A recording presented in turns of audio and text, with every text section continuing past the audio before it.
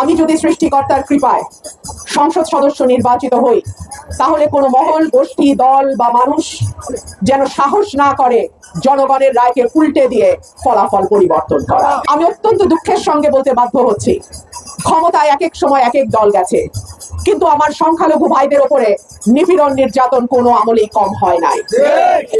আমার মনে আছে 2018 সালে সংসদ সদস্য নির্বাচিত হয়ে আমি যখন সংসদে গেলাম, আমি প্রথম আলোর একটা রিপোর্ট তুলে ধরে বলেছিলাম, বাংলাদেশে স্বাধীনতা উত্তর যেখানে সংখ্যালঘুর পার্সেন্টেজ বা শতকরা হিসাব প্রায় 20%, 22% ছিল, সেই সংখ্যা কমতে কমতে এখন 9% এসে কেন দাঁড়ালো?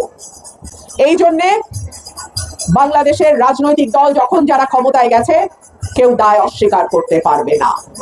আমি রামুতে গেছি, নাসিরনগরে গেছি, বারুইপাড়ায় গেছি, কুমিল্লায় গেছি, রংপুরে গেছি। আমি বাংলাদেশের বিভিন্ন জায়গায় সংখ্যালঘুদের মন্দিরে যখন হামলা হয়েছে, আমাকে বিএনপির তরফ থেকেই পাঠানো হয়েছিল এবং আমি জায়গাগুলো পরিদর্শন করেছি। আল্লাহর কাছে হাজার শুকর, আমার যেই সংসদীয় আসন সরাইল আশুগঞ্জ, অন্তত এইখানে আমি কোনো রকম কোনো উগ্রতা, উচ্ছৃঙ্খল বা বিশৃঙ্খলা দেখি নাই।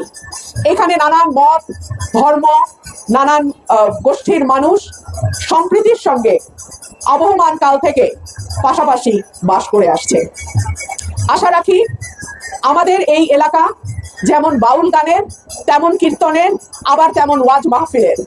আমি তো হাসতে হাসতে বলি যে আমার সকাল শুরু হয় ওয়াজে, দুপুর গড়ায় বিকাল হইতে না হইতে আমি দেখি বাউল গান আরম্ভ হয়েছে, আবার রাত্রে বেলা 9টা-10টার পরে কীর্তনের আওয়াজ আসে আমার বাড়িতে।